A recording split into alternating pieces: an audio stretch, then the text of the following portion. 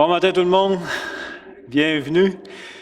Écoutez, la capsule qu'on va prendre ce matin, c'est celle qui avait été prévue le 14 mars dernier. Je n'ai pas fait de modification. Donc, 6 mois plus tard, à cause du coronavirus, vous savez tous. Avant de commencer, surtout pour les gens peut-être qui nous écoutent sur Internet, une petite publicité. Puis ceux ici qui ne le savaient peut-être pas, un petit livre que j'ai dévoré, puis mon frère Olivier, je pense, l'a dévoré 2 fois aussi. Donc, c'est Le Dieu inconcevable de Michael Reeve. Excellent livre, je vous le dis, vous allez aimer beaucoup, je vous le conseille fortement. Avant de commencer aussi, encore une fois, un remerciement à Pasteur Pascal Deneau de l'Église réformée de Saint-Jérôme, lequel je garde tout son matériel, ses enseignements qu'il fait sur la confession de foi. Fait que c'est sur le site Un héros dans le net. Fait que je ne l'ai jamais rencontré encore, ça va arriver un jour, mais je tiens à le remercier parce que c'est vraiment précieux comme nourriture. Y a-t-il d'autres publicités que je voulais faire? Ça va? Donc, Confession de foi 1689, c'est notre confession de foi de l'Église. On était sur le chapitre de la foi. J'ai enseigné il y a à peu près 1 mois sur la foi ici à l'Église et ça va être une continuité aussi. Donc ce matin, on va voir principalement les trois éléments de la foi qui nous aident à comprendre une foi qui sauve. Donc votre confession de foi, on va lire le paragraphe 2, page 42. Le titre du chapitre, c'est « La foi qui sauve ». Donc, on avait déjà vu le paragraphe 1, que la foi est un don de Dieu, de rendre les gens capables de croire. Et on l'a réenseigné, on a parlé beaucoup. Paragraphe 2, « Par cette foi, un chrétien croit que tout ce qui est révélé dans la parole est vrai, sur l'autorité de Dieu lui-même. Il y saisit aussi une excellence supérieure à tout autre écrit aux choses dans le monde, en ce que la parole déclare la gloire de Dieu dans ses attributs, l'excellence de Christ en sa nature et ses offices, et la puissance et la plénitude du Saint-Esprit en ses actions et ses opérations. Le chrétien peut de la sorte ancrer son âme sur la vérité ainsi reçue. Il se comporte aussi de façon différente selon la nature du contenu de chaque passage en particulier. Il obéit aux commandements, tremble devant les menaces et se saisit des promesses de Dieu pour cette vie et pour celle qui est à venir. Mais les actes principaux de la foi qui sauve ont un rapport direct avec Christ, l'acceptant, le recevant et se reposant en lui seul pour la justification, la sanctification et la vie éternelle en vertu de l'alliance de grâce. Donc, ce matin, nous allons voir ce qu'il faut croire pour être sauvé. C'est ce que le paragraphe 2 met en lumière, le contenu de notre foi, l'objet de notre foi. Paragraphe 1, c'était le côté subjectif. Paragraphe 2, c'est le côté objectif. On l'a dit, on l'a enseigné, croire, ce n'est pas suffisant pour être sauvé. Là, vous allez peut-être dire, attends, celui qui croit en moi a la vie éternelle. Toi, tu me dis que croire n'est pas suffisant pour être sauvé. On va le décortiquer. Fait qu'il ne faut pas être impressionné nécessairement parce que quelqu'un dit qu'il croit. Vous pouvez croire quelque chose sans avoir confiance en cette chose. Donc, aussi important de clarifier l'idée du paragraphe 2, l'idée de la foi qui sauve, qui est unique et qui a la même essence, que c'est la même foi pour tous les croyants. Ça ne vient pas dire que tous les croyants doivent croire, avoir les mêmes convictions dans tous les domaines de leur vie. Par exemple, vous pouvez être un végan ou un végétarien, puis peut-être vous inspirer d'avant chapitre 9, avant Genèse chapitre 9. Peut-être que vous avez comme conviction de manger un beau gros steak après Genèse chapitre 9.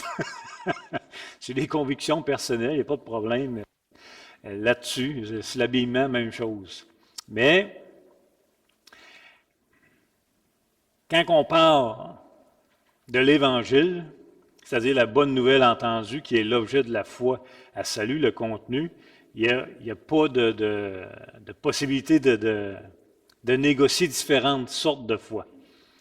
Puis Paul va nous mettre en garde principalement dans l'Épître aux Galates. Il va dire, si quelqu'un s'écarte de l'Évangile que nous avons prêché, qu'il soit anathème. Il va dire, même si un ange prêcherait, un ange vous apparaîtrait, puis vous annoncerait un autre évangile que celui contenu dans les Écritures, savoir Jésus-Christ, mais qu'il soit anathème. Paul va même dire, si nous on change d'idée, si nous on arrive avec un discours différent, il dit, écoutez-nous plus, là. La foi qui sauve a un contenu et ça ne change pas. C'est Jésus-Christ. On en a parlé beaucoup. Dans 2 Jean, dans 2 Jean, verset 9, il nous met en garde aussi contre les séducteurs. Un séducteur, c'est ce qu'il ne confesse pas, souvent, qui est astucieux. Il va dire, on les reconnaît parce qu'ils ne professent pas que Jésus-Christ est venu en chair. En d'autres mots, ils ne confessent pas que le Fils de Dieu est venu en chair. Mais pour Jean, c'est un séducteur. En d'autres mots, il ne déclare pas publiquement Jésus-Christ. Si quelqu'un vient chez vous et n'apporte pas la doctrine de Dieu, ne le recevez pas, dit Jean, dans le contexte de son épître. Donc, c'est pas négociable, la foi qui sauve. Il n'y a pas de flexibilité. C'est pas un croit quelque chose, l'autre croit pas tout à fait la même chose, mais c'est la même chose. Ce n'est vraiment pas ça. Puis on va le voir la semaine prochaine avec le 3e paragraphe. Donc, la foi qui sauve n'a aucune marge de manœuvre entre chaque individu, dans le sens que c'est la même essence, c'est le même contenu. Donc, pour nous aider à comprendre la foi qui sauve, plusieurs ont compartimenté en 3 composantes la foi. Vous allez voir, ça paraît compliqué au début, mais ça ne l'est vraiment pas. Puis c'est aidant en passant. J'ai beaucoup apprécié que les gens l'ont compartimenté de même. Ça nous aide beaucoup à comprendre. Les 3 compartiments de la foi sont automatiquement successifs. C'est 1, après c'est 2, après c'est 3. Il y a une séquence. Pour certaines personnes, dans un seul message, quand ils sont exposés à l'Évangile, les 3 arrivent instantanément et ils sont sauvés. Pour d'autres, il peut y avoir un bon laps de temps entre la composante 1, la composante 2 et la composante 3. Et pour d'autres, il n'y aura jamais de composante 3. Ils vont rejeter le message. Okay? Fait qu'on va les voir. Le premier, c'est connaissance. Le deuxième, c'est assentiment. Et le troisième, c'est la fiducie, la confiance. Okay? Là, c'est pas très complexe.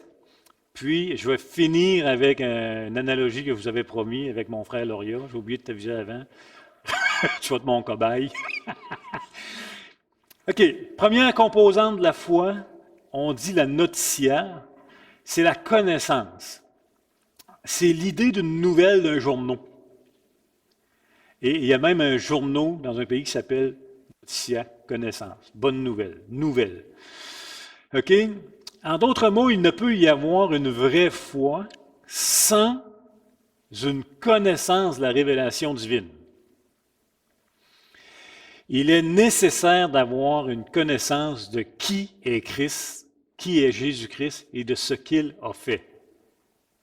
Vous me suivez? Fait que si quelqu'un n'a pas la connaissance de qui est Jésus-Christ, il ne peut pas avoir une foi qui sauve. C'est la première étape. Ça prend la connaissance de qui il est, le Fils de Dieu, l'envoyé de Dieu, celui qui sauve, la vie. On peut mettre tout ce que vous connaissez. Mais la connaissance biblique de la vie de Jésus-Christ, de sa mort, de sa résurrection, ça ne suffit pas pour être sauvé. C'est là que je vous disais tantôt, croire n'est pas suffisant. Si vous avez cette connaissance de qui est Jésus-Christ, ça ne fait pas de quelqu'un ou de vous, quelqu'un qui est passé de la mort à la vie nécessairement. Mais ça commence par là. Tu t'en sors pas. Il faut que tu entendes l'Évangile. Il faut que tu saches. Je me souviens, Pasteur Jeff nous disait que, ou Pasteur Réal, je ne sais plus lequel, nous disait qu'un professeur en théologie à l'université enseignait le grec, je pense, les Évangiles. il était un excellent enseignant, il donnait mais il finissait son cours en disant en passant, moi, j'y crois pas. Vous auriez demandé à ce gars qui est Jésus-Christ dans les Écritures, il vous aurait très, très bien répondu. Première étape, connaissance, mais insuffisant. Vous me suivez? Donc, il est important de comprendre que la connaissance de Jésus-Christ est insuffisante pour être sauvé. Et aussi important, Jésus-Christ se fait connaître que par les Écritures. Et le moyen est la prédication. Comment on fait connaître Jésus-Christ? Par la prédication. C'est le moyen principal. Et quand vous témoignez, vous prêchez en passant. Donc, la prédication de l'Évangile demeure la priorité, encore une fois, d'une Église. Donc, à ce stade, savoir qui est Jésus-Christ. En tout cas, moi, je tente les deux, là, mais parce que je suis d'une génération, là, je suis dans la quarantaine, partez pour dire, je suis dans la quarantaine, dans la cinquantaine, début de la cinquantaine.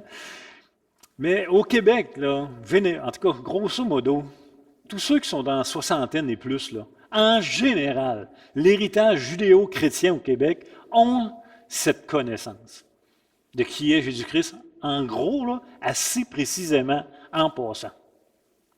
En général. Et on le voit partout sur les chemins. Il y a des croix de chemin. En passant, nous, on voit une croix, on pense que quelqu'un est mort là, mais ce n'était pas nécessairement tout le temps ça, là, les croix de chemin en passant. Et une croix, ça rappelle que quelqu'un est mort pour. On a Noël. Écoute, le minuit chrétien, on chante l'Évangile. On a Pâques. J'ai déjà été servant de messe, là, on faisait le chemin de croix. Là. C'était long en passant, mais c'était quand même éducatif. On apprenait une connaissance de la vie de Jésus. On a les funérailles, etc. Le « je crois en Dieu », que toutes les personnes en général de 60 ans et plus vont connaître. On a le Notre Père. Fait que vous voyez que la connaissance, qui est le premier compartiment de la foi, est connue de beaucoup de gens. Et je pourrais vous donner des noms, je ne les nommerai pas, mais je jase avec des gens d'une certaine âge, puis ils vont me le dire qui est Jésus-Christ. C'est le Fils de Dieu. Il est mort sur la croix pour nous sauver, pour payer nos péchés. Ils le savent. Ils ont cette connaissance-là. Mais est-ce que ça fait quelqu'un de né de nouveau nécessairement? Non.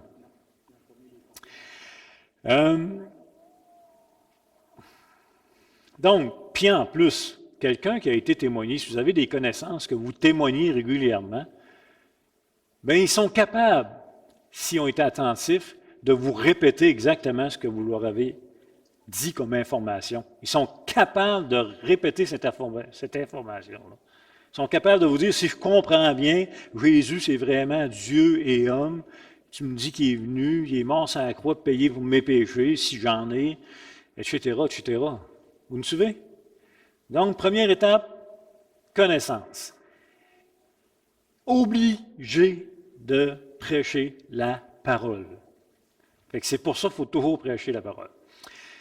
Le deuxième point, assentiment. Assensus, qu'on va dire. C'est un acquiescement. C'est à peu près des fois quand on prie en groupe l'assentiment. Mais vous allez voir, c'est simple. Quand on prie en groupe, quelqu'un va prier, puis on va dire un Amen. Bien, on acquiesce la prière. On appuie la prière. On croit la même chose que ce que la personne prie. Donc, l'assentiment, c'est croire que c'est vrai maintenant. C'est donner son approbation à cette nouvelle connaissance. Vous avez entendu une nouvelle connaissance, maintenant, y croyez-vous que c'est vrai? Parce que tu peux avoir entendu parler de Jésus toute ta vie, de son œuvre, mais jamais croire que c'est vrai. Donc, c'est la deuxième étape. Puis, on a des exemples dans les Écritures de ça. Moi, je venais en voir juste une rapidement avec vous. Mais vous pouvez prendre en note aussi ceux que ça intéresse. Daniel, chapitre 4, Nabuchodonosor. Nabuchodonosor, on ne croit pas que c'est quelqu'un qui s'est converti, mais qui confesse que le Dieu des cieux est vrai. On a le roi Agrippa aussi, qui dit à un moment donné, je pense que c'était pas, si tu continues, tu vas nous convaincre de croire, tu vas nous faire de moi un chrétien. Mais on a notre ami Nicodème, qui est vraiment intéressant. Nicodème, dans Jean chapitre 3, il va voir le Seigneur et il dit, Rabbi, nous savons que tu es un docteur venu de Dieu. Nous savons que tu es un docteur venu de Dieu, car personne ne peut faire ces miracles que tu fais si Dieu n'est avec lui. Nicodème avait reçu Nicodème avait reçu une connaissance sur qui est Jésus depuis le début de son ministère. C'est-à-dire la connaissance de Jésus, ce qu'il a dit et ce qu'il a fait, ou ce qu'il a entendu de lui. Il a évalué les faits, Nicodème, qui inclut ce que Jésus a dit, qui inclut aussi les miracles qu'il a accomplis. Et il en conclut que oui, Jésus était un maître, mais pas n'importe lequel, il était l'envoyé de Dieu. Il en conclut ça. C'est pas n'importe quoi, là.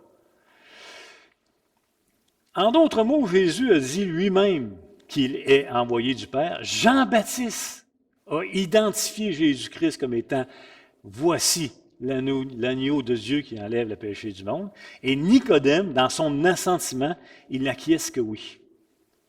Jésus-Christ vient de Dieu, comme il le dit. Et il va voir Jésus de nuit pour lui dire, écoute, on sait que c'est vrai. Tu n'es pas n'importe qui, tu es celui que Dieu a envoyé. Personne ne peut faire ce que tu fais si Dieu n'est avec lui. En d'autres mots, Jésus-Christ n'est pas un charlatan ou un faux Christ. C'est ce que Nicodème va confesser. Il va donner son approbation à ce que Jésus a dit, c'est vrai. Mais à ce stade, si on aurait rencontré Nicodème, ou si on rencontrait quelqu'un qui a la même conviction que Nicodème, on serait peut-être épaté. Il nous dirait peut-être, oui, oui, je sais qui est Jésus, je sais ce qu'il a dit, je sais ce qu'il a fait. En passant, c'est vrai, c'est sûr. C'est sûr que c'est l'envoyé de Dieu. Personne ne peut faire ça. On serait là, waouh, écoute, c'est lui qui est en train de m'évangéliser. Ça serait quand même spécial. Mais, pourtant, Jésus lui dit qu'il n'y a pas encore la foi qui sauve. Il n'y a pas encore la foi qui sauve, Nicodème. Et c'est exactement ce que Jacques met en lumière dans Jacques 2, verset 19. Jacques 2, verset 19, verset que vous connaissez peut-être. Ça dit quoi? Tu crois qu'il y a un seul Dieu. C'est bien. Les démons aussi le croient et ils tremblent. C'est quoi le point que Jacques met en lumière?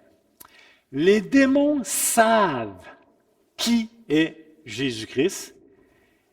Et les démons, eux-mêmes, vont dire, lorsqu'ils rencontrent Jésus-Christ, ils vont dire, « Nous savons qui tu es. » Connaissance.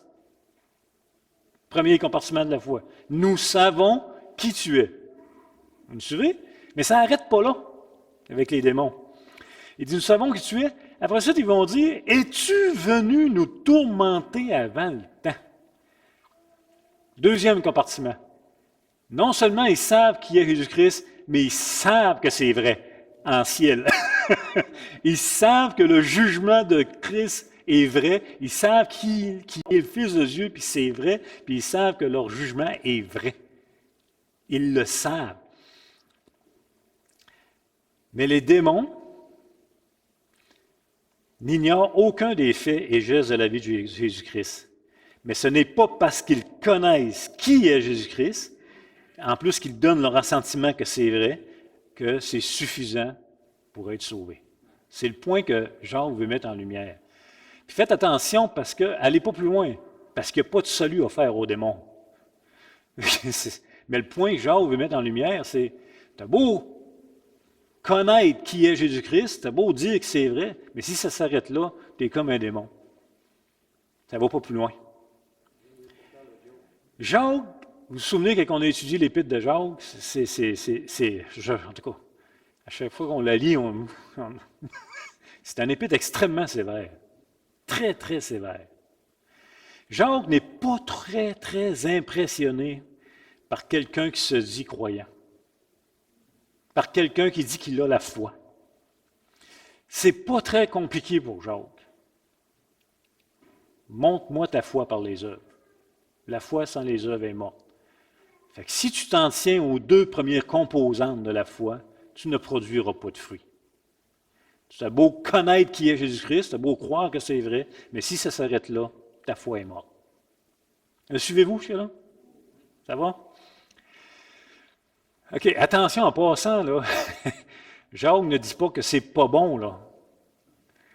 Il met l'emphase que c'est incomplet. Savoir qui est Jésus-Christ, savoir qu'est-ce qu'il a fait, savoir que c'est l'envoyé de Dieu, c'est bien, là, il n'y a pas de problème. Il faut passer par là. Croire que c'est vrai, c'est encore mieux. C'est une autre étape, il faut aller vers là. Mais c'est insuffisant. Et si je prends l'exemple aux Québécois, les 60 ans et plus, mettons, entre guillemets, beaucoup ont cette connaissance de qui est Jésus-Christ, et une bonne portion vont croire que c'est vrai. J'ai des gens là, d'un certain âge avec qui je fréquente souvent, et ils me disent que c'est vrai. Ils sont convaincus que c'est vrai. Mais c'est comme ça, c'est merveilleux. Donc, puis là, ça bloque, ça ne sort pas. Non, non, non, non. Il faut quand même que je fasse mes bonnes œuvres. Je viens tout mêler. Tu sais qui est Jésus-Christ, tu dis que c'est vrai, mais tu ne crois pas qu'il peut te sauver tout seul. Il manque la troisième composante. Vous me suivez? OK. La troisième composante, fiducia. Fiducie. Fiducie. En fait, c'est maintenant que tu sais qu'il est vrai, est-ce que tu as confiance pour ton propre salut? Est-ce que tu te confies en lui? Est-ce que tu te réfugies en lui? Est-ce que tu t'abandonnes à lui? Est-ce que tu t'appuies sur lui? Est-ce que tu t'attaches à lui? Est-ce que tu t'attends à lui? Tous des synonymes, là. Quand Jésus dit « Crois en moi et tu seras sauvé », il est à ce stade-là. Vous me suivez? Ça se rend là. Maintenant, c'est littéralement l'inverse de ce que le prophète Jérémie nous enseigne pour nous mettre en garde. Jérémie 17, verset 5. Je me fie sur vous ce matin, vous les prenez en note, parce que je veux faire mon analogie pour fermer la boucle avec cette capsule, puis on va avoir besoin de tout notre temps. Jérémie, chapitre 17, verset 5, dit ceci. « Maudit l'homme qui se confie dans l'homme. » Maudit l'homme qui se confie dans l'homme, qui prend la chair comme appui et qui détourne son cœur de l'Éternel. La fiducie, donc se confier à l'Éternel, c'est l'inverse de se confier en l'homme. Proverbe 3, verset 5, Proverbe 3, verset 5, « Confie-toi en l'Éternel de tout ton cœur et ne t'appuie pas sur ta sagesse. » Confie-toi en l'Éternel sur ton cœur et ne t'appuie pas sur ta chair. Donc, vous pouvez parler avec quelqu'un qui croit que Dieu existe, qui croit au miracle, qui croit à la vie éternelle, qui croit à la mort après la vie, qui croit à l'enfer, au ciel, etc. Mais si il n'a pas confiance en lui pour son salut, ce n'est pas une foi qui sauve. C'est impressionnant. C'est un bon bout de chemin. Mais il manque la confiance. Et c'est pour ça que je vous le dis qu'il y a des gens qui sont exposés à l'Évangile, puis il y en a un clin d'œil, tout se fait. Ah, c'est ça, Jésus. J'y crois que c'est vrai. Mets sa confiance, on a une nouvelle naissance, toujours poussé par le Saint-Esprit en passant. Il y en a d'autres que, ah oui, tu m'avais déjà parlé de Jésus, oui, tu m'avais dit ça, oui, c'est vrai, tu m'avais dit ça, je me souviens, ça reste de même. Un petit peu plus tard, ça a peut-être bien du bon sens. Des années, des fois, c'est peut-être vrai. Toujours exposer l'Évangile. Il ne faut jamais se tanner de prêcher l'Évangile. Et des fois, ça va encore à un autre temps, beaucoup plus loin. Là, je suis fatigué. Je me confie en lui. Mais vous me suivez, il y en a que ça se fait. Tu sais, Nicodème, c'est une conversion lente. Il y en a d'autres, c'est bang! Mais ça prend les trois. Oui, madame.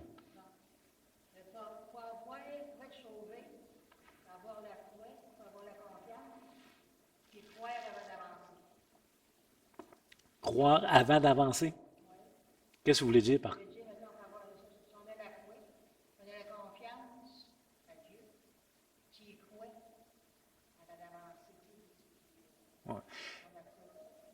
Ouais, ça commence par la foi, puis c'est la foi qui nous fait œuvrer. Exactement. C'est pour ça que Jacques va dire, la foi sans les œuvres est morte. Moi, je ne suis pas capable de voir dans votre vie votre foi. Ce n'est pas écrit, ça n'apparaît pas. Là. Je le vois par les fruits, je le vois par vos œuvres, je le vois par votre attachement à l'objet de votre foi, Jésus-Christ. Maintenant, ça c'est bien important. Croire que Jésus est le sauveur du monde et croire qu'il est mon sauveur, c'est deux choses. Je peux croire qu'il est le sauveur du monde, mais est-ce que je crois qu'il est mon sauveur? Ben non, attends, moi je ne suis pas si pire. Il y en a qui en ont vraiment besoin. C'est deux choses. Vous vous souvenez de l'histoire du funambule? Si on présente un funambule avec un ouais, pensez-vous qu'on vous présente qui il est, c'est un funambule, il marche sur un fil, lui. Ah ouais, je ne savais pas. Pensez-vous que c'est vrai? Ouais. Il passe sur le fil. Waouh! Pensez-vous qu'il est capable de passer avec quelqu'un sur ses épaules? Ah oui, il est sûrement capable. Qui va embarquer? C'est une autre histoire, hein? OK. Encore une fois, c'est important de comprendre que les trois composantes, ou les angles de la foi, ça se rapporte tout le temps strictement à Jésus-Christ. C'est Jésus qui sauve. L'objet de notre foi, c'est Jésus. Et Jésus des évangiles. Jésus l'envoyé du Père, le Fils de Dieu. C'est pas d'autre, là. Donc, il faut connaître qui il est, ce qu'il a fait, il faut croire que c'est vrai, et il faut avoir confiance en lui en invoquant son nom pour être sauvé. Définition de Grudem sur la foi salvatrice. Il dit, la foi salvatrice est la confiance placée en Jésus-Christ comme une personne vivante pour le pardon des péchés et la vie éternelle avec Dieu. Donc, cette définition insiste sur le fait que la foi salvatrice n'est pas simplement une adhésion à des faits, mais une confiance, une fiducie personnelle en Jésus-Christ pour mon salut. Vous n'êtes pas sauvé parce que vous avez adhéré à une église. Aussi bonne soit-elle, aussi bon le message soit de cette église. Ce n'est pas une adhésion à une église qui sauve. C'est la confiance en celui qui nous sauve, Jésus-Christ. Faites attention. En passant, la foi n'est pas irrationnelle. Tu sais, souvent les gens vont nous accuser. Et toi, croire à la foi, c'est comme... tu crois à un nuage, tu crois à rien. C'est pas irrationnel, la foi. C'est pas déraisonnable, la foi des Écritures, en passant. Ce que nous croyons, là, c'est possible. C'est pas de quoi d'impossible. Puis là, on va vous faire rire, parce que quand j'ai écrit la capsule, rappelez-vous, c'était à mi-mars, j'avais dit...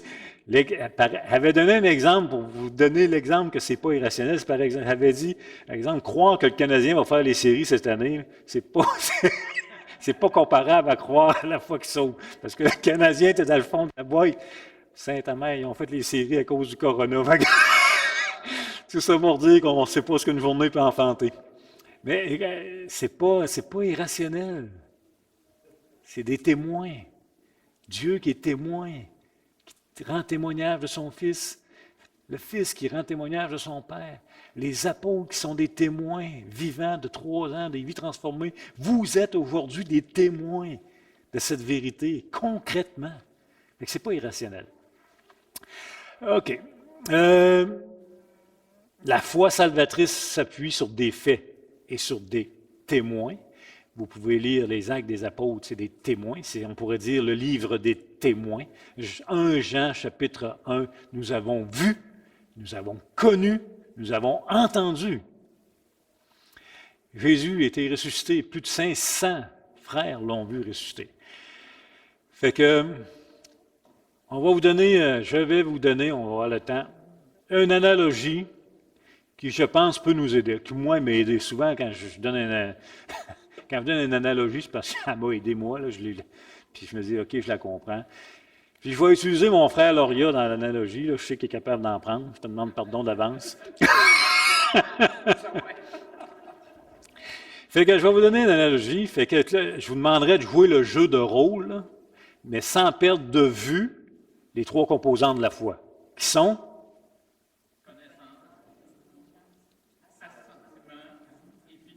OK. Il va passer son examen. Fait qu'on y va. Fait que j'ai vraiment quelque chose d'important à vous dire d'une personne qui peut sauver vos vies. Il s'agit de Lauréat Bérubé, alias Jésus-Christ.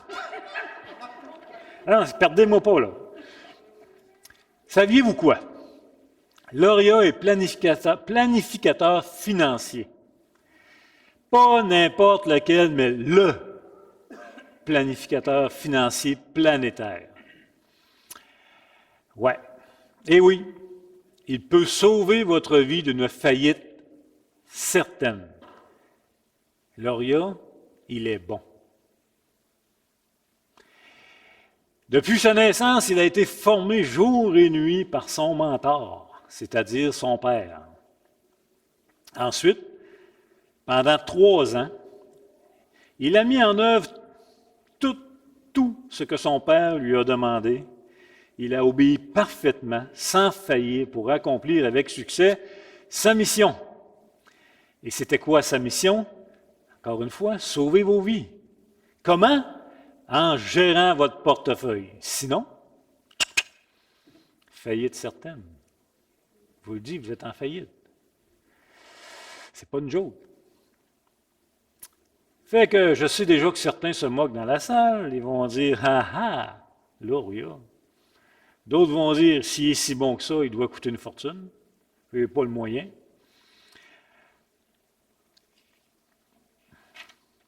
En passant, vous avez raison, il n'est pas achetable.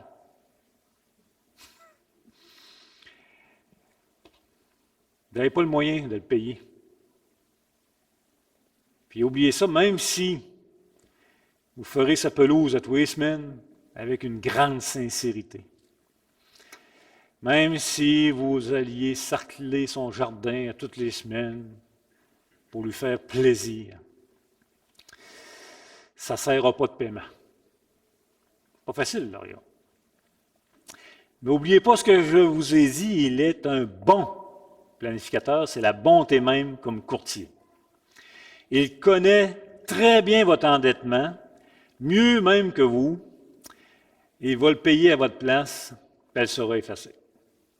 Première étape, vous venez d'apprendre une nouvelle connaissance sur votre frère Lauréat. Comment réagissez-vous? Vous avez le choix. Déjà, beaucoup avec cette connaissance-là, plusieurs réactions en commentaires, on entend. Et quand moi pas avec ça, je suis capable de gérer mes affaires tout seul. Ça en est un petit peu plus raide, mais on l'entend des fois. D'autres vont dire, bon, un autre charlatan, un autre manipulateur qui veut manipuler, puis prendre notre argent, puis abuser. D'autres vont dire encore des histoires pour faire peur au monde. Pas en faillite pendant tout, moi. D'autres vont dire, on n'est plus en 1950 pour croire les affaires de même. D'autres vont dire, OK, je t'écouterai une autre journée, il faut aller écouter le Canadien. D'autres vont dire, je ne sais pas pourquoi tu parles que je suis en faillite. Là. Moi, je n'ai pas de dette envers personne. Mais heureusement, d'autres, poussés par le Saint-Esprit, vont poser des questions un petit peu plus par curiosité, un petit peu plus par intérêt. Le Seigneur le travaille un peu. Et ils vont passer à la deuxième composante. Qu'est-ce qui me dit que c'est vrai? En passant, il n'y a tellement pas l'air de ça. Il n'y a rien pour attirer les regards. Excuse-moi, Lauréat. Le planificateur financier planétaire. Qu'est-ce qui me dit que c'est vrai? Ça fait longtemps. On ne peut pas se fier à ça, ça fait bien trop longtemps. Qu'est-ce qui me dit que c'est vrai? Y avait-tu des témoins dans le temps? C'est toutes des excellentes questions. Je vais répondre à la lumière des faits. Je sais que ça fait longtemps, ça fait au moins 60 ans, alias 2000 ans, 4000 ans, 6000 ans, si vous voulez. En passant, il a gradué pas n'importe où, à Jérusalem, l'école des pros. Et pas n'importe quand, est gradué à la journée la plus populaire et la plus importante du calendrier, à la fête de Pâques. Et des milliers de témoins l'ont vu et peuvent rendre témoignage, comme moi je vous le dis aujourd'hui. Il a tellement bouleversé le monde financier qu'on dit aujourd'hui qu'on est en 2020 après Lauria, ou en 1500 avant Lauria, ça dépend de quelle époque vous parlez, c'est pas n'importe quoi. D'ailleurs, j'ai même une copie de son bac, parce que le titre de mon analogie, c'est le baccalauréat. Fait que dans le haut, c'est écrit « Celui-ci est lauréat de Nazareth, le planificateur financier, baccalauréat », puis c'est écrit dans le bas « Tout est accompli ». Oui, mais plein de gens graduent, puis on n'en entend jamais parler. C'est vrai, mais lui, il n'a pas pris une grosse vacance. Écoute, il a fini son bac, là, 3 petites journées de vacances, il réapparaît, puis il est à l'œuvre depuis le temps. Il n'a pas pris une année sabbatique, là, à faire le tour de la planète en voyage sur le pouce à sac à dos, là. Non, il est à l'œuvre. Il n'a jamais arrêté d'être à l'œuvre. Des centaines de milliers de témoins l'ont vu, leur vie transformée depuis le temps. Ils ont vu leur vie transformée d'esclaves, d'endettés à libres à cause de lui. Et en passant, c'est encore la même chose aujourd'hui. Il peut vous libérer de votre endettement. J'en suis un témoin moi-même. Tous les historiens ont parlé de lui en passant. La planète entière parle de lui. À ce stade, beaucoup de gens vont croire que c'est vrai. Il y en a qui vont se rendre à la deuxième composante de la foi. Mais tabarouette, il y a tellement de vies transformées, puis je vois des vies transformées, c'est vrai que c'est un bon planificateur. Tu as raison, c'est vrai. Ils vont croire qui est Lauria, ils vont croire ce qu'il a fait, ils vont croire qu'il est le sauveur de nos vies, d'endettés. Ils vont même parler de lui à d'autres. Ils vont même appliquer dans leur vie ses bons conseils. D'autres vont dire c'est pas vrai. Et ils vont avertir les autres, faites attention. Ça paraît bien beau cette affaire-là, mais vous allez vous faire avoir. Vous rentrez dans une secte. Mais ce n'est pas encore ce que lauréat attend de vous.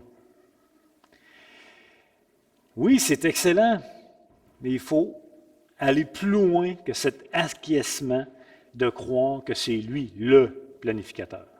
Pourquoi? Parce que comprendre qui est lauréat et ce qu'il a fait, que c'est vrai, ne fait pas de vous quelqu'un sauvé de la faillite. Vous n'êtes pas encore sauvé de votre faillite. Ça fait seulement quelqu'un de vous qui croit qu'il peut vous sauver de la faillite. C'est deux choses différentes. Fait qu'on va aller à la troisième composante de la foi, la confiance. Mettez votre confiance dans le lauréat pour gérer votre portefeuille. Alors, êtes-vous prêts? Je vous invite, messieurs, dames, à apporter votre sacoche, votre portefeuille et le déposer au pied de lauréat. Et en passant, c'est pas juste 20$ qu'on veut. Tout. Ce qui est dans les fonds de tiroir, ce qui est dans les celliers, les rires, dans vos cachettes, absolument tout. Il prend tout ou il prend rien. Il ne fera pas grand temps aujourd'hui, mon lauréat. Ça bouge pas fort. OK. En passant, plus vous êtes riche, plus vous allez avoir de la difficulté. Plus vous êtes sécure dans votre portefeuille, plus vous allez avoir les dents serrées dessus. Mais si par la grâce de Dieu, vous sentez votre endettement, puis vous savez que vous êtes dans la misère, vous allez quasiment vous excuser d'aller voir lauréat. Vous allez peut-être vous frapper la poitrine en disant « Sois apaisé envers moi, lauréat, qui suis un grand endetté. » Mais si vous êtes riche de vous-même, vous allez être comme l'homme riche qui est allé voir Jésus, qui est parti tout triste. parce qu'il mettait sa confiance dans sa richesse. Donc, tout. Ouais, mais si je lui donne tout, mon portefeuille m'appartiendra-t-il encore? Non. Eh non. Mais c'est parce que tu as oublié, je t'ai dit qu'il est bon. S'il est bon, que ton portefeuille ne t'appartienne plus, c'est pas grave. Il va le gérer mieux que toi, mon pauvre gars, ma pauvre fille. Fais-y confiance. Ça va être mieux que ce que tu n'as jamais connu.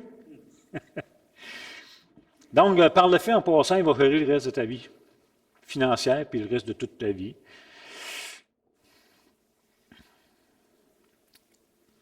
Il va te rester qu'à te reposer en lui, te réfugier en lui.